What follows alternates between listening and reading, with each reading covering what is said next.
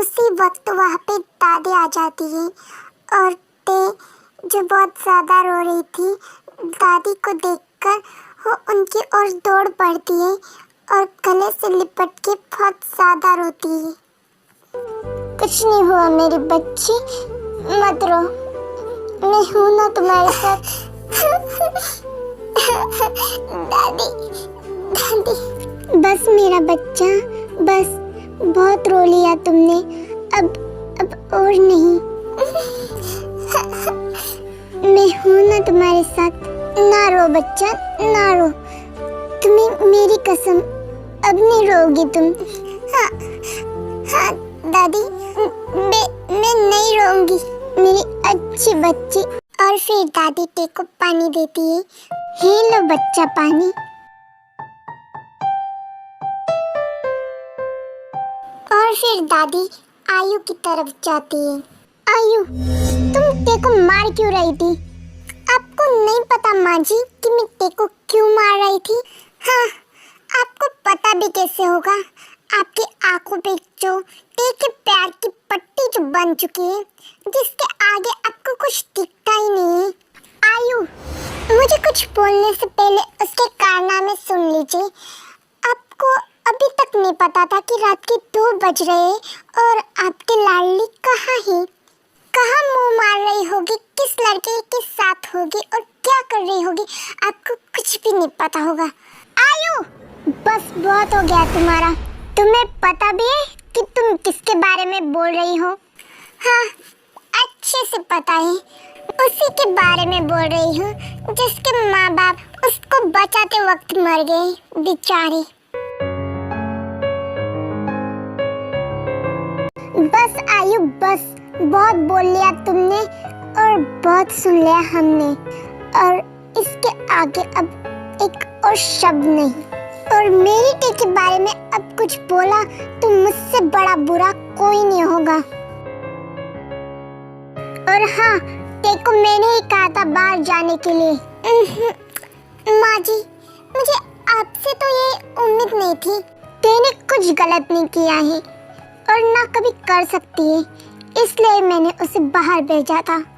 पर तुम यहाँ क्या कर रही हो? आज तक तो तुम यहाँ आई नहीं, इतने सालों तक, और अब? हाँ, मुझे भी आने का कोई शौक नहीं है इस गांव में, पर वो क्या है ना, टे के ससुराल वाले आ रहे हैं उसे लेने, जिसका मैं सालों से इंतजार कर रही थी। शायद अब वो आने वाला है, मुझे हमेशा हमेशा के लिए उसके साथ ले जाने। आप लोग इतनी रात को निकल रहे? हाँ बेटा, गांव बहुत दूर है, इसलिए रात का सफर तय करना पड़ेगा, तब जाकर हम सुबह सुबह वहाँ पहुँचेंगे। वैसे तुम तो नहीं आ रहे, हमें अकेले ही जाना पड़ेगा। Not interested. देखते हैं शादी के बाद कैसे इंटरेस्ट में लेते हो तुम। जीन, जल्दी करो, कितना टाइम लगता है तुम्हें तैयारी करने में? और ये बस 5 मिनट, घर की गाड़ी है, कहाँ दूसरे की गाड़ी में जाने हैं हमें। और फिर जीन, रोजे और आर्यम ये तीनों निकल जाते हैं टे के गाँव की ओर, क्योंकि कल उन्हें टे को लेकर आना था शादी के लिए उनके घर।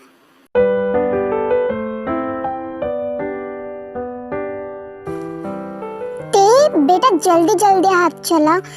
हाँ दादी, मैंने सारा खाना बनाकर रख दिया है, बस अब थोड़ा सा काम बाकी है। मेरी समझदार बच्ची, सारा खाना बना दिया। हाँ, अब बाहर की सफाई बाकी है, वो मैं करती हूँ।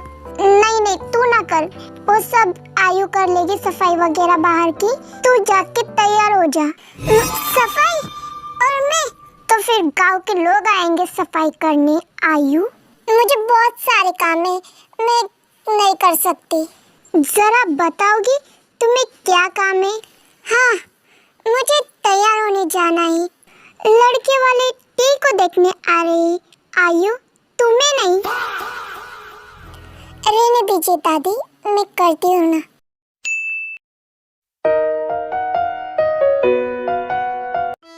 हाँ, आज कितना बोर हो रहा है, कोई नहीं है घर पे और भाई भी सो रहे होंगे। क्या करूँ मैं अब? जिमिन सीढ़ियों से नीचे जा रही होती है और आधी नींद में होने के कारण जिमिन की सैंडल नीचे गिर जाती है।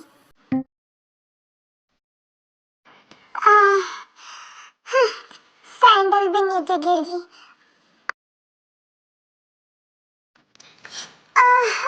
जोर से लगी।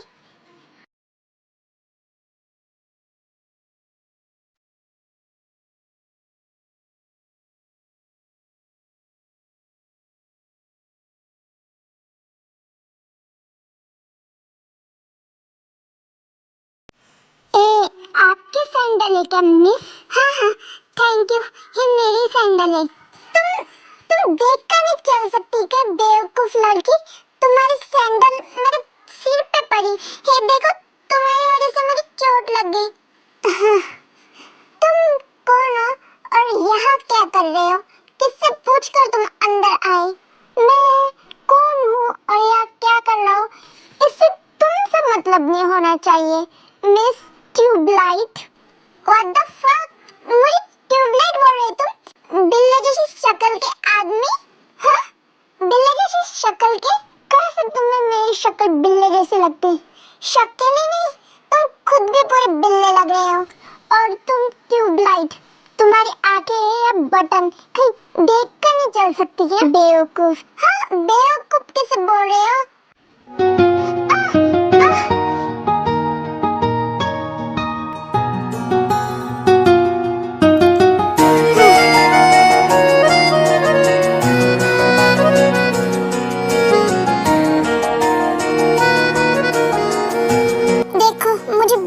बोलने का नतीजा है। अब गिर जाते ना तो तुम्हारी हड्डी पसली एक हो जाती। पर शुक्र मानो तुम मेरा, जिसने तुम्हें बचा लिया। हाँ, ओ मिस, थैंक यू। इतना भी खुद को महान समझने की कोई जरूरत नहीं है। और फिर शुगर जंगकुक के रूम की ओर जा रहा था।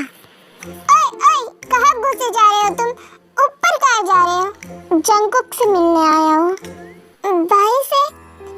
ओह, तो ये जंगकुक की बहन है जिमिन? हाँ, मैं जंगकुक का दोस्त हूँ और उसका मैनेजर भी। अच्छा, तुम ही हो क्या हो? मिन योंगी शुगा? हाँ, तुम्हें कैसे पता? भाई, मुझे जानने में कोई इंटरेस्ट नहीं है भाई, मुझे बहुत सारे काम है। हाँ, पूरा बदतमीज है, किसी लड़की की पूरी बात तो सुन लेता। उसकी आंखों में एक अजीब सा नशा था, एक ऐसा नशा जिससे एक बार कोई देख ले तो फिर उसका दीवाना बन जाए, हमेशा हमेशा के लिए उसका दीवाना। उसकी बातें, उसकी अदाएं, उसकी नज़ाकत, हर एक चीज़ अलग थी, जैसे स्वर्ग से उतरी कोई अप्सरा हो। उसके चंदन से खुशबू, जिसकी महक अब तक मेरी सांसों में अटकी हुई है, जैसे वो एक पल के लिए नहीं, हमेशा के लिए मुझ में उतर गई हो। ऐसी खुशबू जो अब तक मेरी सांसों में अटकी हुई है। पता नहीं कौन थी, पर वो मांस वाली लड़की सब लड़कियों से अलग थी। जिस तरह तुम बता रहे हो मिस्टर जियोन जंगकुक, इससे तो यही लगता है कि तुम्हें उस लड़की से प्यार हो गया है। वो प्यार में पड़ गई थी जब वो 8 साल की थी। उसने बिना देखे जंगकुक को उसका सब कुछ मान लिया था, और जंगकुक जो पहली ही दफा उससे मिलकर उसके पैर में पड़ चुका था,